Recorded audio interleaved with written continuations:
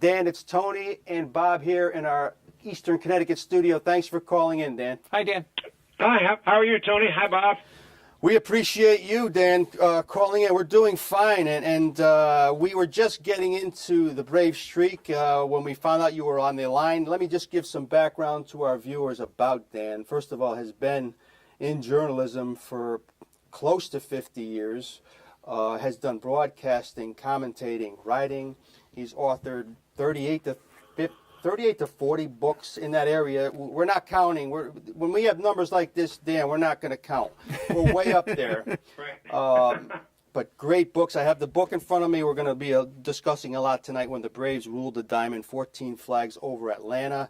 He's contributed to items like the Baseball Magazine, Baseball Digest, Sporting News, MLB.com, etc. We can go on all night, Tony, about his resume.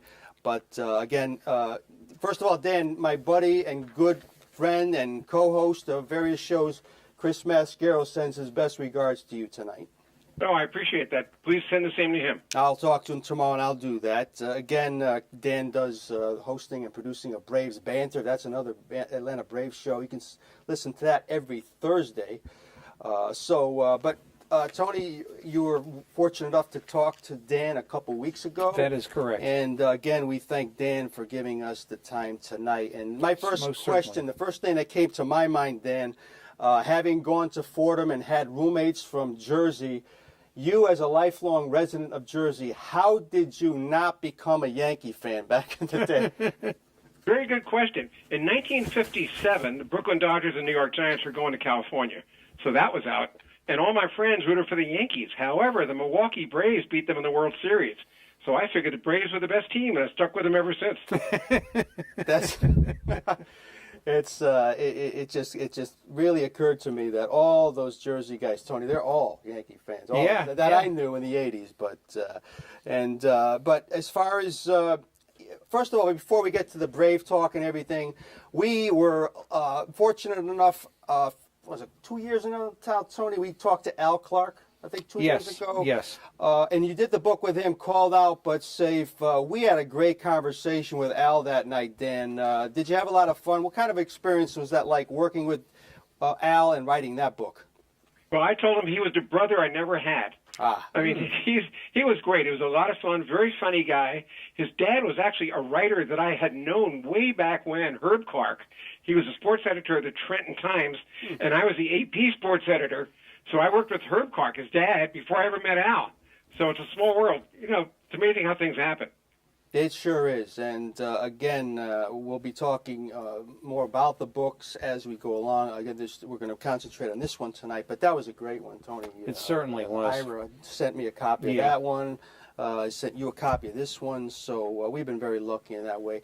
Again, we can't mention numbers or prices, but if you're interested in the book that we're talking about, again, there's ways to go about it. DanSchlossberg.net, SportPubBooks.com. You can find it at Amazon, etc. But as far as the book itself, I think, it's amazing to me. Tony gave it to me, Dan. I was skimming through it this weekend, and it's just so addicting. I like the way it's set up, and I'll get to that in a little bit. But the inspiration for it, I guess it was the anniversary of that 91 season when it all started. Was that the reason why you started the book? That was one reason, but the biggest reason was nobody had ever written a book about the 14 consecutive flags, which is really, in my opinion, the team equivalent of Cal Ripken's playing streak. Yeah, and I just asked Tony before the year, I don't think a streak like that will ever be broken. Just the way of, it would have to be total luck, Dan, because of the way rosters change so rapidly these days. And, well, first of all, teams don't stay in the same division, things like that. Yeah. But it is a phenomenal All in the same city sometimes. It just blows my mind, and that it was 14 straight. Until you keep saying that over and over. And I looked at each season this afternoon, Tony, the rosters and everything, first in NL East, first in LA. It was just amazing to me. So, again, and Dan wrote the book, and it's just tremendously written. The way it's set up, it's not something you have to read cover to cover at once, Tony, because the tidbits are great. I love tidbits, as you know, the way I used to write. So, again, we're talking on the phone with Dan Schlossberg. Tony, question. Dan, it's a pleasure to speak with you again. Thank you so much for being here. Thank you, Tony. It's always a pleasure. And when we talk about the Yankees and you in New Jersey following the Braves, I asked you this before. We're before a new audience. That person that comes up and says, Braves, what about the 49-64 Yankees? That's the true dynasty. How do you answer them? Well, when the Yankees won those 5 World Series in a row in the early 50s, and also 10 pennants in 12 years, they didn't have to worry about the playoffs. There were no playoffs then. They went directly to the World Series without passing go and collecting $200. So the Yankees did not have all the obstacles that these Braves faced. In fact, if you look at 2016, it's conceivable that this year's world champion will have to go through 4 rounds to get there, because it could be a wild card team playing for the wild card. Yeah. Then it could be division series and championship series and World Series. That's 4 rounds. That's a lot of pressurized baseball. And you know what? It really increases the odds that the best teams don't get to the World Series. Case in point being 2002, you had 2 wild cards, the Angels and the Giants, in the World Series that year. Wow. Yeah, we forget that. And the way things happen now, Dan, as you know, it's all about who's healthy at the end, who's hot. It's really has nothing to do. I've done columns, Tony, as you know, for the 15 years, make predictions. That's the hardest thing you can do. You really don't know. It's strictly going by what's on paper, and it's kind of crazy. But what amazed me, Tony, reading, just some of the tidbits in the book, that the 91 to 2005, that streak outlasted Ted Turner and Jane Fonda's marriage. Well, that was kind of predictable, too. But it was unbelievable. And what really got to me, Dan, is what you said in the book, that none of those 14 teams over that stretch was that much alike. To me, that even makes the streak even more amazing. How did that actually happen? I mean, did they just keep bringing in new guys? Did it have new flavors every spring?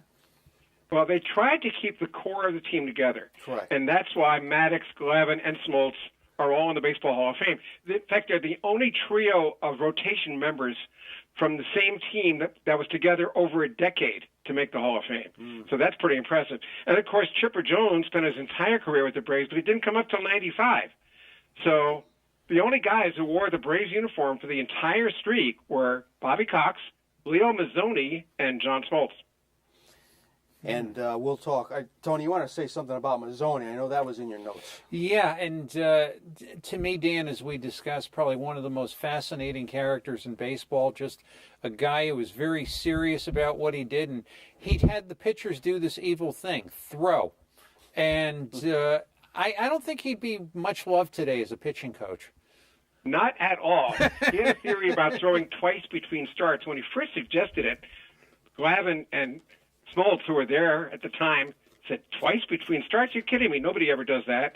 And they did it, and they stayed healthy just about for their whole career. Smoltz's elbow did break down. He had Tommy John surgery, and then he came back as a closer. But for the most part, the Braves pitchers were very healthy, and that's why that team won 100 games or more 6 times during the streak. Throw the ball. Yeah. Now, you had also mentioned that Leo Mazzoni had picked up a lot of what he had known from Johnny Sain. Oh, yeah. Leo was definitely a disciple of Johnny Sain. Johnny Sain was known for developing 20-game winners, and his theory, like Leo's, was to throw often and you'd throw better. And neither one of them believed in pitch counts. In fact, I asked Leo Mazzoni about using a computer. He said, my brain is my computer. I didn't need anything electronic. You can't argue with success, guys. No, not at all. No. We've mentioned Johnny Sain, and we've talked to so many pitchers on this show, and there's kind of a... There's 2 trains of thought, Dan. The guys throw too much at a young age, or that these guys don't throw enough to strengthen their arms and training methods. We can go on and on all about that. But Sain, well, he had some success. Mazzoni had a lot of success. Let's put it that way. And when you talk to these 300-game winners like Phil Niekro and Don Sutton, and I also wrote a book called The 300 Club a few years ago. Yes. They all say that pitch counts are baloney. You got to throw. Pitch complete games and do the best he can. A starting pitcher should finish what he starts. That was their theory.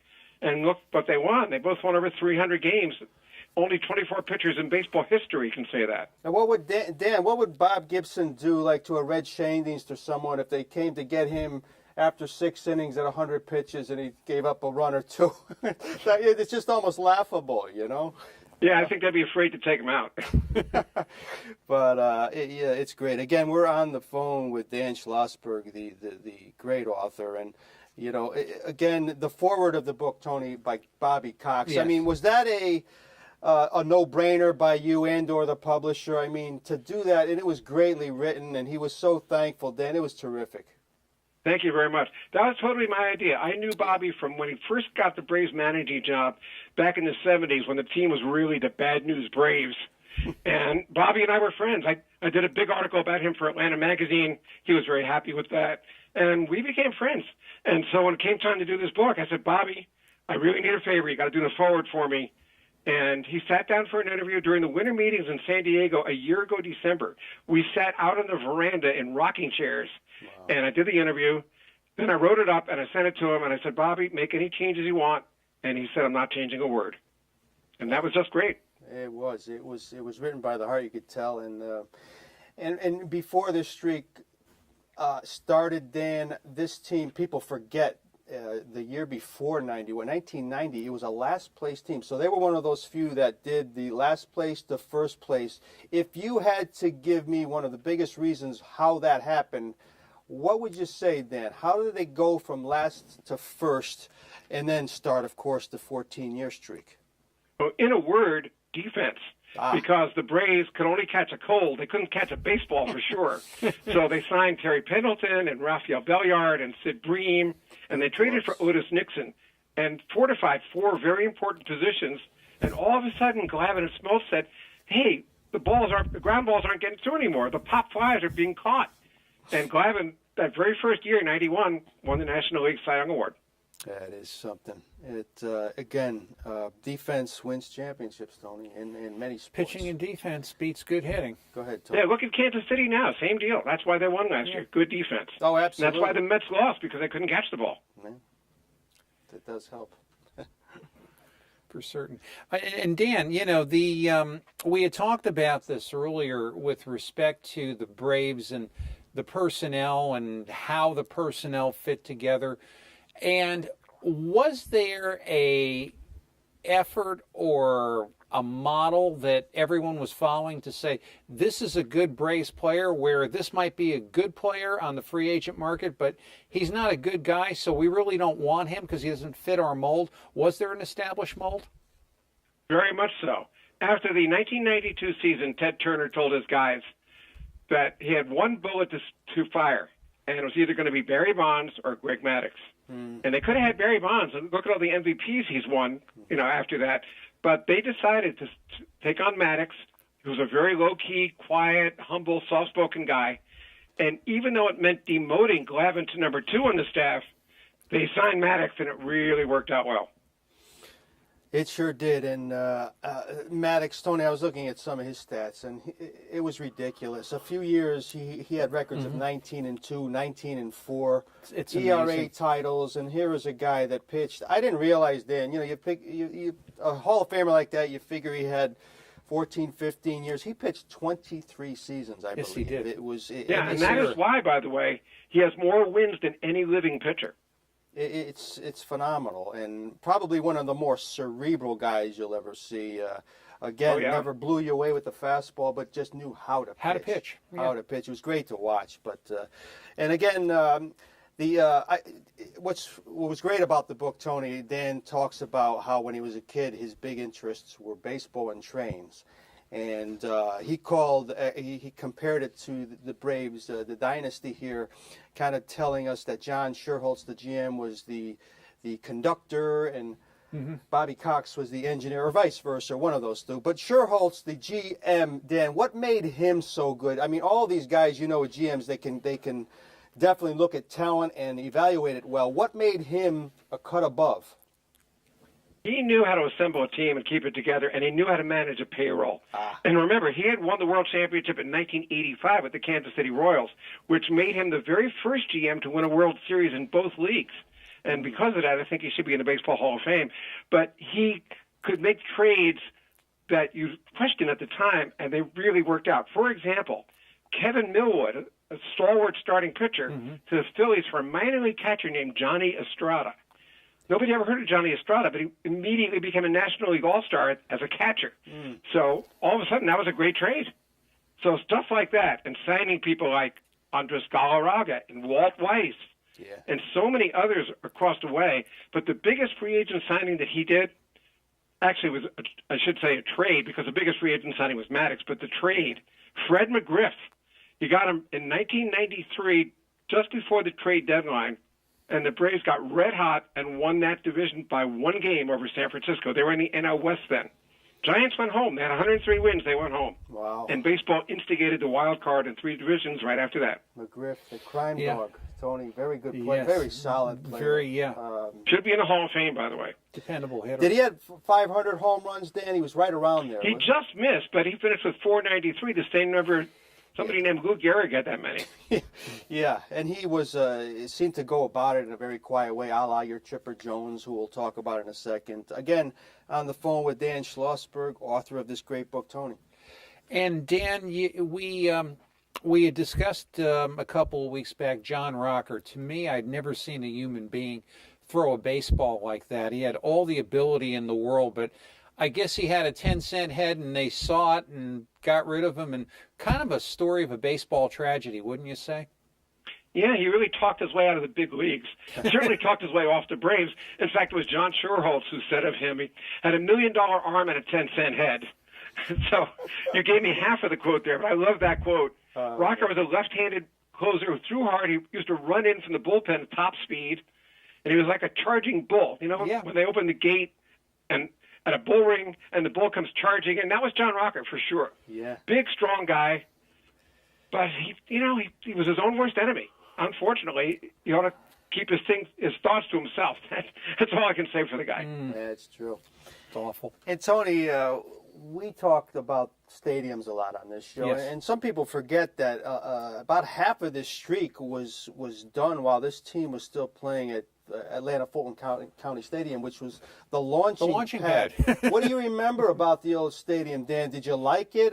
It was, of course, couldn't be pitcher friendly, but it didn't seem to affect some of these guys.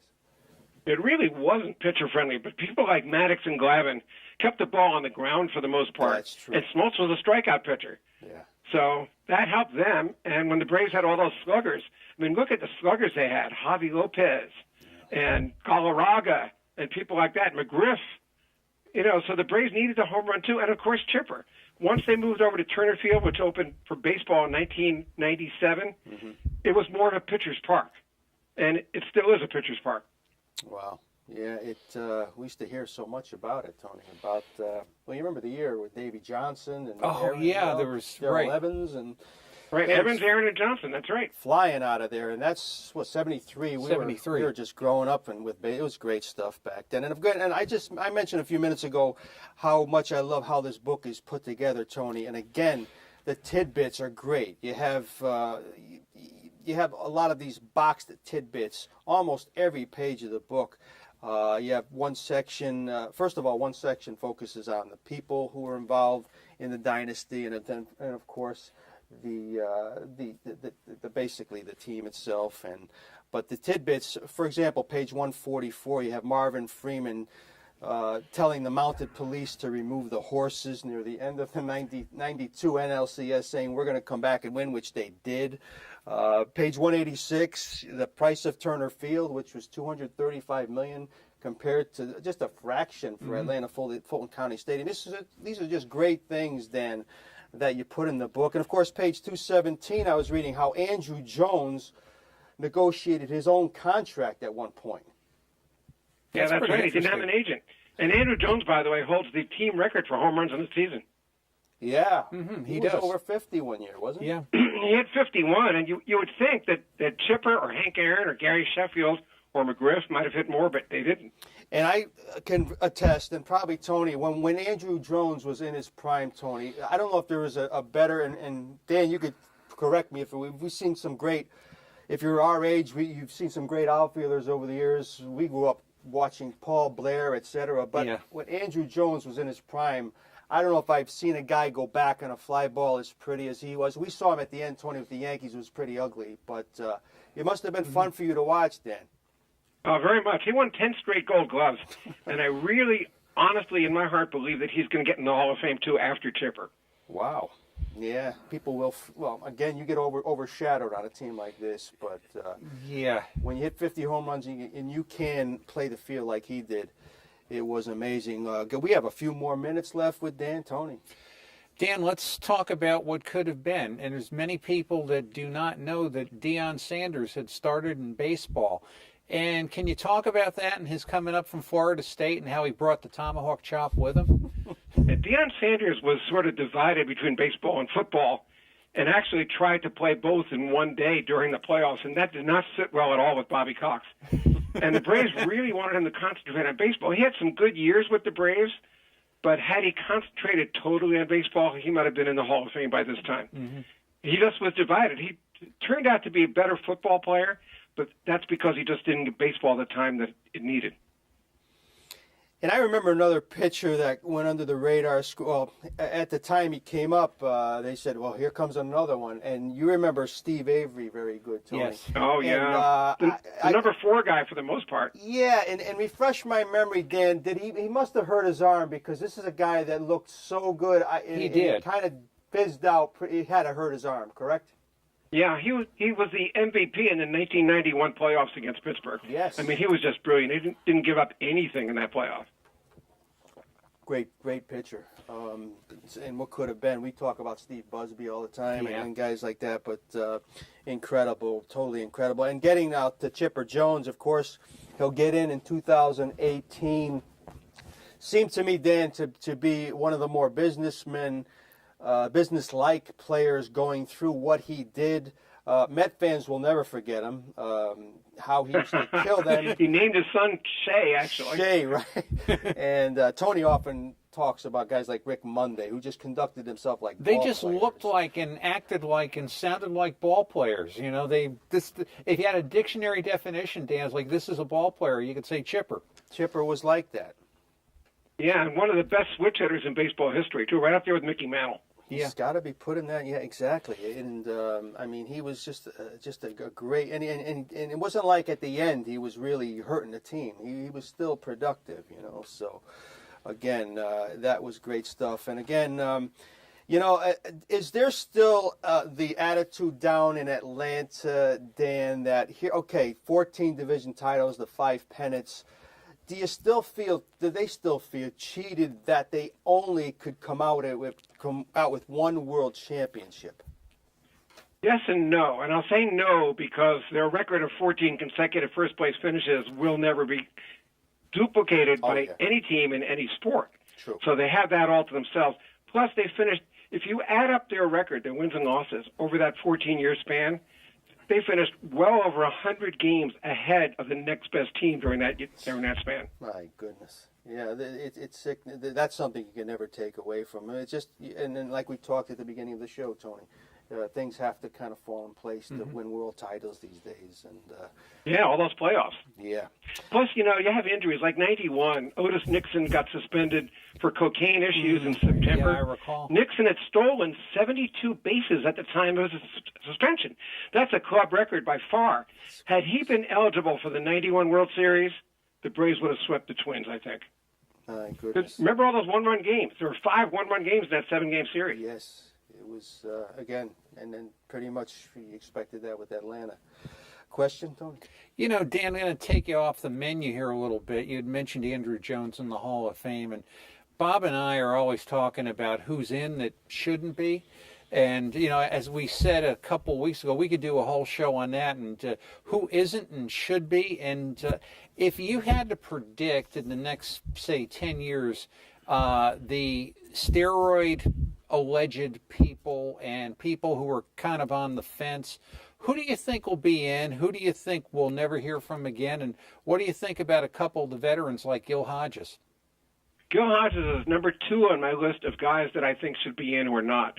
Number 1 is Dale Murphy, back-to-back MVPs. Yeah. Number 1 in total bases during the 80s, and 5 Gold Gloves. Plus, you had a personality like Cal Ripken's. Really, really Just nice a nice guy. man. Yeah.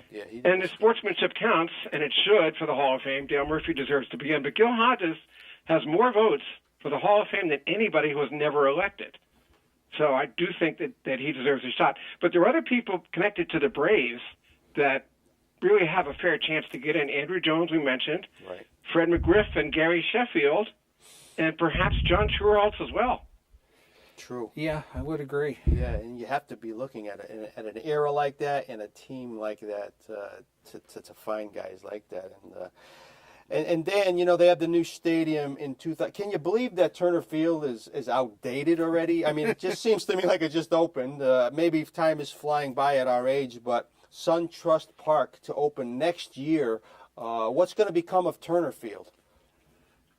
They'll use it for other things. They'll use it for colleges, for softball things. Maybe even some high schools will play there. Wow. But opening a new park at this point in time and its location, it's rather dicey. In fact, the Braves are so bad right now that they're on pace to have a worse record than the original Mets.